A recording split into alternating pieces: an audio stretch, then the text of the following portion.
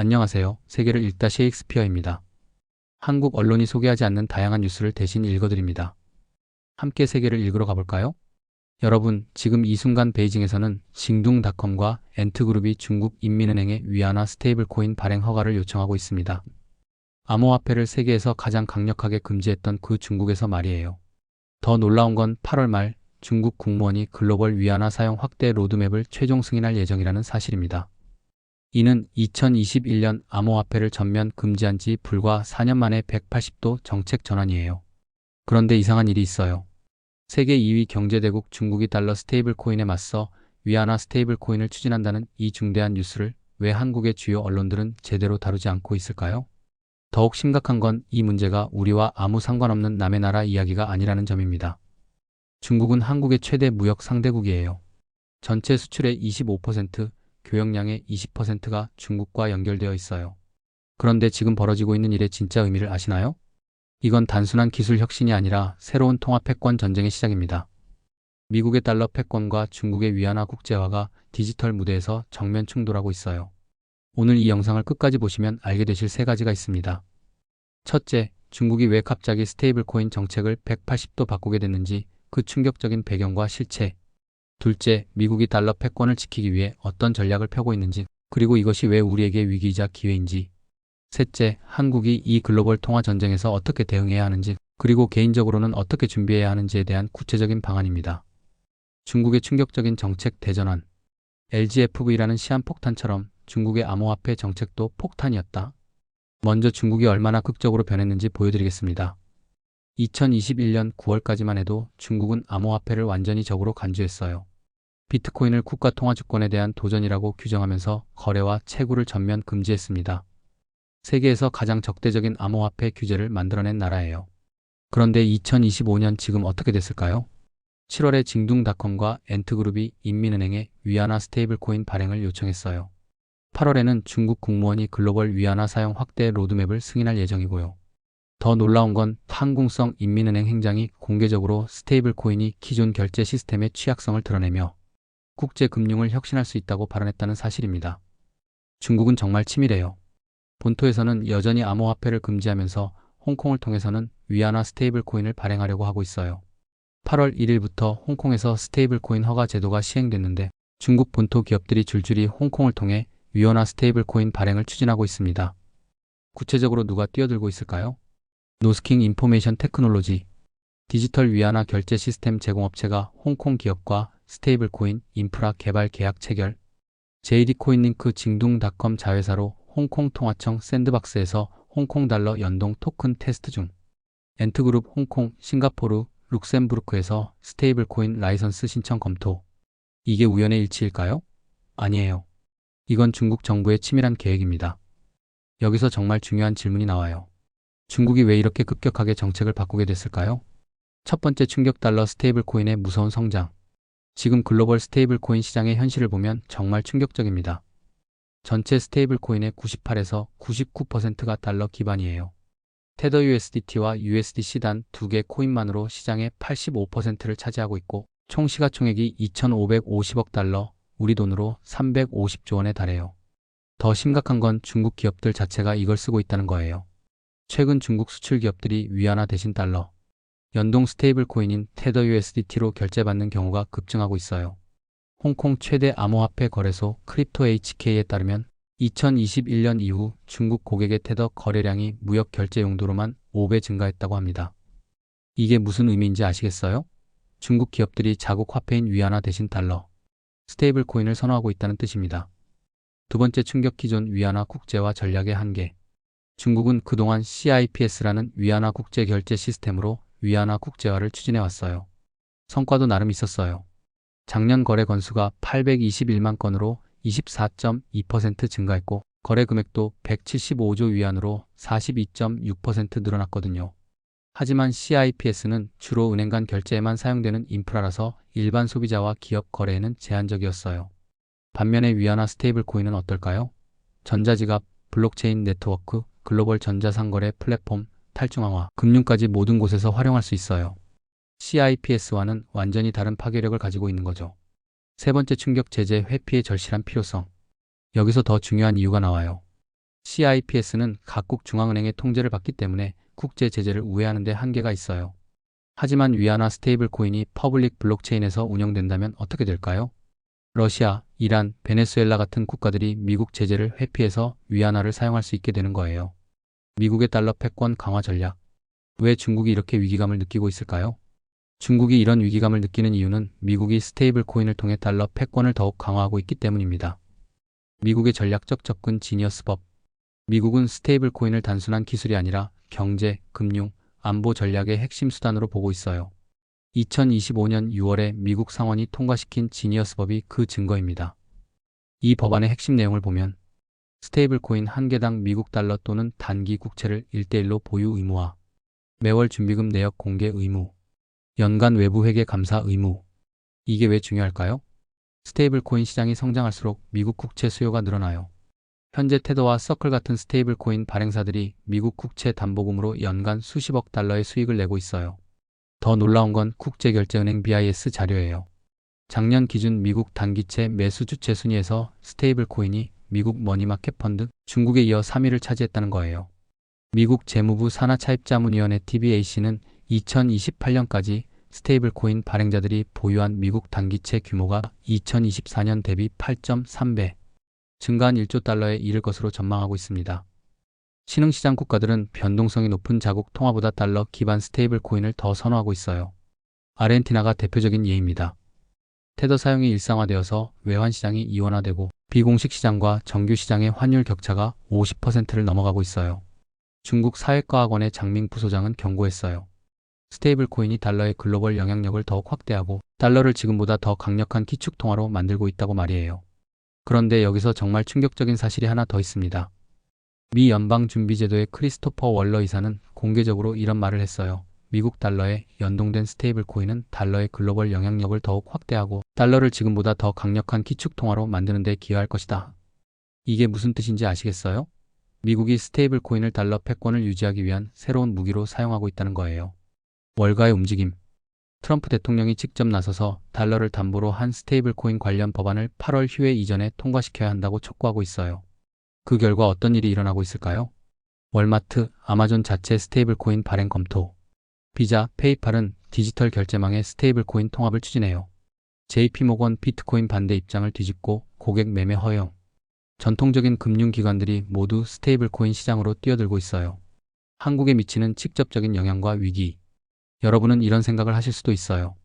중국과 미국의 스테이블 코인 경쟁이 우리와 무슨 상관이냐? 하지만 실제로는 한국도 이 문제에서 절대 자유롭지 못해요. 첫 번째 위험, 무역 의존도. 중국은 한국의 최대 수출 시장이에요. 한국 전체 수출의 약 25%가 중국으로 향해요. 중국 경제가 위기에 빠지거나 위안화 스테이블 코인이 급속히 확산되면 한국 수출에 직격탄이 될 수밖에 없어요. 두 번째 위험, 통화주권 침해. 더 심각한 문제가 있어요. 만약 달러 기반 스테이블 코인이 국내에서 널리 사용된다면 어떻게 될까요? 한국은행이 금리를 조절하거나 시중에 풀리는 돈의 양을 관리하기가 어려워져요. 쉽게 말해 우리 돈 하나의 힘이 약해지는 거예요. 이창용 한국은행 총재도 우려를 표명했어요. 달러 스테이블 코인 도입을 신중히 하고 규제해야 한다. 원화 스테이블 코인이 발행될 경우 달러 수요가 늘어나 외환 관리에 어려움이 있을 것이라고 말했거든요. 세 번째 위험, 금융시장 변동성. 중국 스테이블 코인 위기가 현실화되면 글로벌 금융시장에 큰 충격을 줄 거예요. 한국 증시에서는 외국인 투자자들이 아시아 신흥국에서 자금을 빼내는 현상이 나타날 수 있고 중국 위안화가 급락하면 원화도 덩달아 약세를 보일 가능성이 높아요. 그런데 한국 언론은 왜 이 중요한 문제를 제대로 다루지 않고 있을까요? 우리나라 최대 무역 상대국에서 이런 중대한 일이 벌어지고 있는데 왜 한국의 주요 언론들은 이 문제를 깊이 있게 다루지 않고 있을까요? 첫 번째 이유, 중국 당국의 정보 통제. 중국 정부는 이런 민감한 경제 정보를 철저히 통제하고 있어요. 정확한 데이터를 구하기 어렵고 현지 취재도 제한적이에요. 두 번째 이유, 경제적 이해관계. 하지만 가장 근본적인 이유는 한중 경제 의존도의 문제예요. 한국의 많은 기업들이 중국과 긴밀한 사업 관계를 맺고 있어요. 중국에 대한 부정적인 보도가 이런 사업 관계에 악영향을 미칠 수 있다는 우려가 있는 거죠. 한국 정부와 기업들의 대응 현황. 정부의 대응. 한국 정부도 이런 리스크를 인지하고 있어요. 10월에 금융위원회가 원화 스테이블 코인 규율 방안을 담은 가상자산 이용자 보호 2단계 법안을 발의할 계획이라고 해요. 하지만 이게 정말 충분할까요? 정부의 정책 변화. 현 정부는 가상자산을 제도권으로 편입하고 산업을 적극 육성하려고 해요. 대통령 직속 디지털자산위원회를 신설하고 원화 스테이블 코인 발행을 법률로 허용하려고 하고 있어요. 디지털자산기본법이 통과되면 5억 원 이상의 자기자본을 가진 국내 법인이라면 누구든지 금융위원회 인가를 받아 원화 스테이블 코인을 발행할 수 있게 돼요. 현재 기업들의 변화는 어떤 게 있을까요? 카카오페이 스테이블 코인 상표권 출원, 주가 147% 폭등, 네이버 원화 스테이블 코인 발행 검토, 한국정보인증 스테이블 코인 실증 프로젝트 참여. 하지만 여전히 해결해야 할 문제들이 많아요. 이 부분은 정말 중요하니까 놓치지 마세요. 미래 전망과 우리의 선택. 앞으로 어떻게 될까요? 전문가들은 세 가지 시나리오를 제시하고 있어요. 시나리오 1달러 스테이블 코인의 압도적 승리. 미국의 지니어스 법이 완전히 시행되고 월가의 대형 금융기관들이 스테이블 코인 시장을 장악하는 경우예요. 이 경우 달러 패권이 더욱 강화되고 중국의 위안화 스테이블 코인은 틈새 시장에 머물 가능성이 높아요. 한국에게는 도전적인 시나리오죠. 달러 의존도가 더욱 심화될 수 있어요. 시나리오 2 제한적 경쟁. 중국이 홍콩을 통해 위안화 스테이블 코인을 성공적으로 출시하고 1대1로 참여국들과 제재 회피를 원하는 국가들 중심으로 제한적인 시장을 형성하는 경우예요. 이는 가장 현실적인 시나리오로 보여요. 달러와 위안화가 각각의 영역에서 경쟁하는 구조가 될 것 같아요. 시나리오 3 다극화. 유럽의 유로 스테이블 코인, 일본의 엔화 스테이블 코인, 한국의 원화 스테이블 코인까지 등장해서 다양한 통화가 경쟁하는 구조가 되는 경우예요. 확률은 낮지만 한국에게는 가장 유리한 시나리오예요. 한국이 취해야 할 전략. 단기 전략. 먼저 원화 스테이블 코인 제도화를 서둘러야 해요. 미국과 중국이 이미 치열하게 경쟁하고 있는 상황에서 한국만 뒤처지면 안 되거든요. 정부의 디지털 자산 기본법이 통과되면 카카오, 네이버 같은 플랫폼 기업들이 원화 스테이블 코인을 발행할 수 있게 돼요. 이를 통해 최소한 국내 시장에서만큼은 달러 스테이블 코인에 대응할 수 있을 거예요. 중장기 전략. 수출 다변화와 공급망 다변화를 가속화해야 해요. 중국에만 의존하지 않는 새로운 성장 동력을 찾아야 하거든요. 특히 인도, 동남아시아, 중남미 등 새로운 성장 시장에 대한 진출을 확대하는 것이 중요해요. 기술적 준비. 그런데 여기서 한 가지 중요한 문제가 있어요. 원화 스테이블 코인을 해외 블록체인 네트워크 이더리움, 트론 등에서 발행하면 수수료가 지속적으로 해외로 유출돼요. 우리만의 블록체인 인프라 구축도 함께 고려해야 해요. 지금부터 나오는 내용은 아마 여러분이 처음 들어보실 겁니다. 사실 이 모든 경쟁의 핵심은 데이터예요. 스테이블 코인 거래 데이터를 누가 통제하느냐가 미래 금융 패권을 결정할 거예요. 미국이 달러 스테이블 코인을 통해 얻는 건 단순히 달러 수요 증가만이 아니에요. 전 세계 디지털 결제 데이터를 실시간으로 수집할 수 있게 되는 거죠. 이는 경제 제재나 금융 정보 수집에서 엄청난 무기가 될 거예요. 중국도 마찬가지예요. 위안화 스테이블 코인을 통해 1대1로 참여국들의 경제 활동을 모니터링하고 미국 제재를 회피하는 경로를 파악할 수 있게 될 거예요. 한국의 딜레마. 그렇다면 한국은 어떤 선택을 해야 할까요? 첫 번째 선택지는 미국 진영에 완전히 편승하는 거예요. 달러 스테이블 코인 생태계에 깊숙이 들어가서 수혜를 얻는 방법이죠. 하지만 이 경우 통화 주권을 상당 부분 포기해야 해요. 두 번째 선택지는 중국과의 협력을 강화하는 거예요. 위안화 스테이블 코인 생태계에 참여해서 대중 무역 결제를 효율화하는 방법이에요. 하지만 이 경우 미국과의 관계가 악화될 수 있어요. 세 번째 선택지는 독자적 길을 가는 거예요. 원화 스테이블 코인을 중심으로 한 자체적인 디지털 금융 생태계를 구축하는 방법이죠. 전문가들이 제시하는 현실적 해법. 강영구 한양대 교수는 이렇게 말했어요. 미국이 발빠르게 규제를 철폐하면서 새롭게 열리는 스테이블 코인 시장의 기회의 문은 빠른 속도로 닫히고 있다. 네이버, 카카오, 삼성전자 등 플랫폼 및 산업과 연결하면 원화 스테이블 코인도 승산이 있다. 김용범 대통령실 정책실장도 보고서에서 제조업 경쟁력을 유지하는 범위 내에서 원화 스테이블 코인의 강점을 살린다면 원화는 타국 화폐 대비 경쟁력을 유지할 수 있을 것이라고 주장했어요. 핵심 포인트 재정리. 오늘 우리가 살펴본 내용을 정리해 보겠습니다. 첫째, 중국의 위안화 스테이블 코인 추진은 단순한 기술 도입이 아니라 달러 패권에 대한 정면 도전이라는 점. 둘째, 미국이 지니어스법을 통해 달러 스테이블 코인으로 패권을 더욱 강화하려고 하고 있다는 점. 셋째, 한국이 이 글로벌 통화 전쟁에서 살아남으려면 신속하고 전략적인 대응이 필요하다는 점이었어요. 하지만 주의해야 할 점도 있어요. 아직 법적 프레임워크가 확정되지 않았고 어떤 기업이 시장을 주도할지 불확실하기 때문에 신중한 접근이 필요해요. 환율 해지 전략 그리고 원화 약세에 대비한 전략도 필요해요. 왜 한국 언론이 이 문제를 제대로 다루지 않았을까? 마지막으로 처음에 제기했던 의문에 대해 답해보겠어요. 한국 언론이 이 중요한 이슈를 깊이 있게 다루지 않는 이유는 여러 가지가 복합적으로 작용했다고 생각해요. 복잡성 스테이블 코인, 통화 정책, 지정학적 리스크가 모두 얽힌 복잡한 이슈. 이해관계 중국과의 경제적 관계를 고려한 신중함. 전문성 부족, 디지털 자산과 통화 정책을 함께 다룰 수 있는 전문 기자 부족.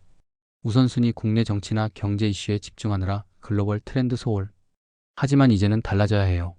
한국이 진정한 경제 선진국이 되려면 이런 글로벌 리스크에 대해서도 독자적인 분석과 대응 능력을 갖춰야 하거든요. 여러분의 참여가 필요합니다. 댓글로 의견 나눠주세요. 여러분은 어떻게 생각하시나요? 중국의 위안화 스테이블 코인이 정말 달러 패권에 도전할 수 있을까요? 한국의 원화 스테이블 코인 전략에 대해서는 어떻게 생각하시나요? 개인적으로는 어떤 대비를 하고 계시나요? 특히 금융업이나 무역업에 종사하시는 분들의 현장 목소리가 궁금해요. 실제로 어떤 변화를 체감하고 계신지 댓글로 들려주세요. 구독과 알림 설정 잊지 마시고 세계를 함께 읽어나가요. 오늘도 긴 영상 끝까지 시청해주셔서 정말 감사합니다. 다음에도 더 흥미로운 소식으로 찾아뵐게요.